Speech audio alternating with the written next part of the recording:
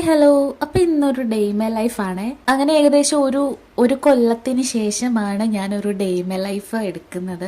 അങ്ങനെ രാവിലെ ഒരു 6 മണി 6:30 ആകുമ്പത്തേനാണ് എണ്ണീക്കാറ്. നേരം അങ്ങനെ പരപര വെളുത്ത് വരുന്നുണ്ട്. രാവിലത്തെ ഒരു റൊട്ടീൻ എന്ന് പറഞ്ഞാൽ എണീറ്റ് കഴിഞ്ഞ് പല്ല് തേക്കുക, പല്ല് തേച്ച് കഴിഞ്ഞിട്ട് ചൂലും കൊണ്ട് ഒരു ഇറക്കമുണ്ട്.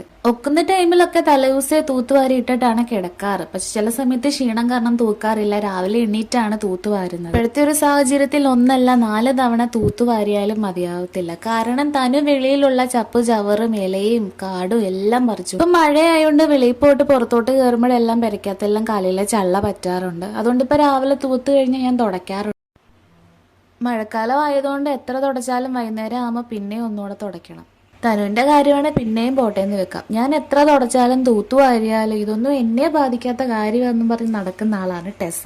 അമ്മ എങ്ങനെ രാവിലെ അടയാണ് ഉണ്ടാക്കുന്നത്. എളുപ്പത്തിന് വേണ്ടി കല്ലേ ചുട്ടാണ് അട ഉണ്ടാക്കുന്നത്. തനുവിന് ഒത്തിരി ഇഷ്ടമാണ് ഈ ഒരു അട തേങ്ങയൊക്കെ വെച്ചിട്ടുണ്ടാക്കുന്നത്. അടയും പിന്നെ കിഴങ്ങ് മെഴുക്കുരട്ടിയുമാണ് രാവിലെ അമ്മ ആക്കിയത്. പിന്നെ പുളിശ്ശേരി അച്ചാർ ഇരിപ്പുണ്ടായിരുന്നു.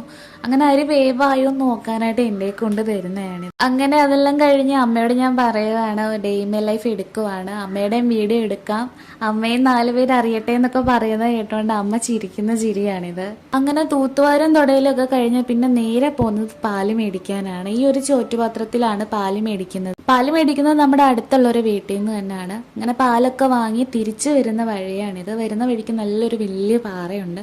എനിക്കിഷ്ടമാണ് ഇതിലേ കൂടെ പോകുന്നത്. രാവിലെ ഇതിലേ കൂടെ വരുമ്പോൾ ഇഷ്ടം പോലെ കിളികളെ, അണ്ണാനെ, മാത്രമല്ല ചില സമയങ്ങളിൽ കാട്ടുകോഴികളെ ഒക്കെ കാണാറുണ്ട്. അങ്ങനെ പാല് പോയി മേടിച്ചുകൊണ്ട് വന്ന് വെച്ചതിന് ശേഷം മുറ്റം തൂക്കാൻ ഇറങ്ങും. അങ്ങനെ എല്ലാ ദിവസവും തൂക്കാറില്ല, നമ്മുടെ മരമെല്ലാം വെട്ടിയോണ്ട് അധികം കരിയിലേ ഒന്നുമില്ല. ഇങ്ങനെ തൂത്തൊക്കെ വാരി കഴിഞ്ഞ് അടുത്ത പരിപാടി എന്താന്ന് വെച്ചാൽ തുണിയലക്കാണ്. ഇപ്പൊ ഉച്ച കഴിഞ്ഞ് മഴയായതുകൊണ്ട് രാവിലെ തുണി അലക്കും. രാവിലെ തുണി അലക്കിക്കൊണ്ട് വിരിക്കുന്നത് നമ്മുടെ പുറയിലെ പടുത വലിച്ചു കെട്ടിയിട്ടുണ്ട്, അതിന് കീഴെയാണ് വിരിക്കുന്നത്. ആ പരിപാടി എല്ലാം കഴിഞ്ഞപ്പോഴത്തേനും തനു എണ്ണീറ്റിട്ടുണ്ട്. തനുവിന് ഫുഡും കൊടുത്ത് ഞാൻ അവിടെ ഹാളിൽ ഇരുത്തേക്കുവാണ്. ഇനി നമ്മുടെ റൂം ഒന്ന് വൃത്തിയാക്കണം.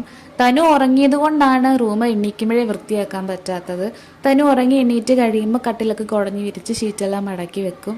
അങ്ങനെ രാവിലത്തെ ഒരു കടമ്പ കഴിഞ്ഞിരിക്കുകയാണ്. പണികളെല്ലാം തീർന്നു. ഞാൻ കുളിച്ചു.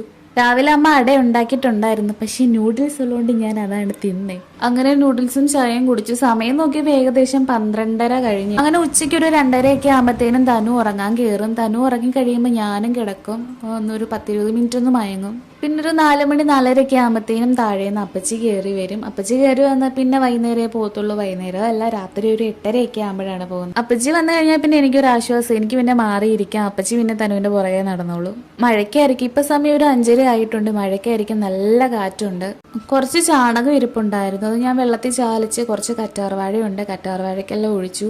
പിന്നെ നമുക്ക് കുറച്ച് പ്ലാവും തൈയും പേരയൊക്കെ ഉണ്ട്, അതിനെല്ലാം ഒഴിക്കുക. അങ്ങനെ വൈകുന്നേരമായി ഒരു 6 മണിയൊക്കെ ആയി. വിളക്ക് കത്തിച്ചു, പ്രാർത്ഥിച്ചു. വിളക്ക് കത്തിച്ചു കഴിഞ്ഞപ്പോൾ നല്ലൊരു മഴ പെയ്തു. അപ്പൊ നമ്മുടെ വ്ലോഗ് ഇത്രയേ ഉള്ളൂ കേട്ടോ. അപ്പൊ നമുക്ക് അടുത്ത വീഡിയോ ആയിട്ട് വീണ്ടും കാണാം. ബൈ.